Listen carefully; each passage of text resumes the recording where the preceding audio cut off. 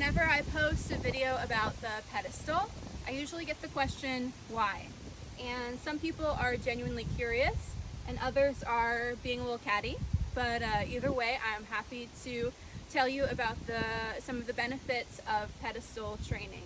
We do use it for performances, but that is not the only reason you might want to teach your horse the Pedestal. It's really good for proprioception, so getting them to place their feet precisely. That helps with a lot of different things, whether you're just handling your horse on the ground or you're doing a competitive sport with your horse. That's very helpful. Another thing is it's a great stretch for their top line.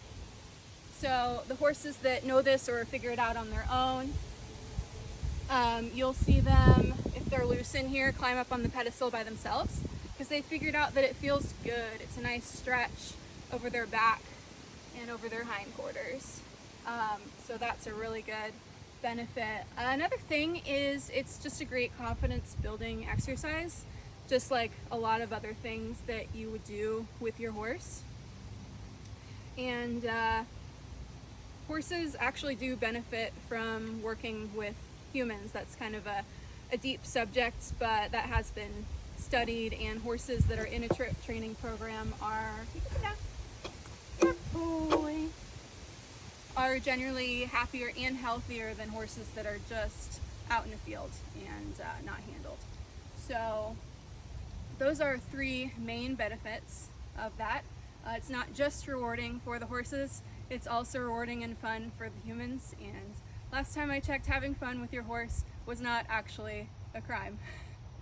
So another thing is performing with horses is not actually evil. There's been like this whole news, PR campaign, whatever you want to call it, against animals in circuses, performing animals of any kind.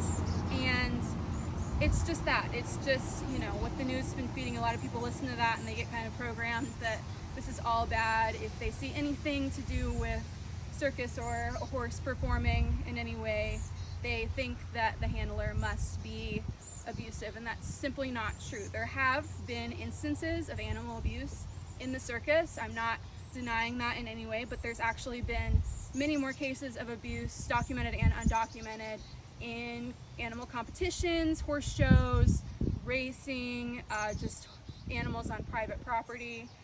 The fact is that like any of these institutions are not evil in and of themselves. Performing isn't evil, competing isn't evil, but certain individuals suck and they shouldn't have animals. And to just lump everybody in together and say we shouldn't be working with horses, with animals, is throwing out a lot of good with the bad, and it's a huge shame, in my opinion, that public opinion has swayed that way. Actually, performing, as someone who's done performing and competitions in my younger days, performing's a lot more forgiving than competition, because in most cases we are creating our own acts and we have a lot of freedom into what works best with the horse. We don't have to be forceful, we don't have to follow competition standards. We can kind of work it to the horse's ability and our ability and the situation on the day. Sometimes, you know, we'll even be able to adjust going into the arena if something doesn't seem like it's going to work in the horse's favor or in our favor or whatever that may be.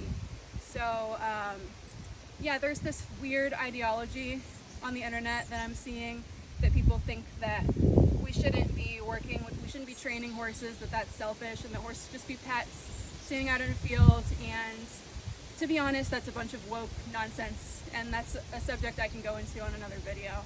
But there you go, that's the benefits of pedestal training.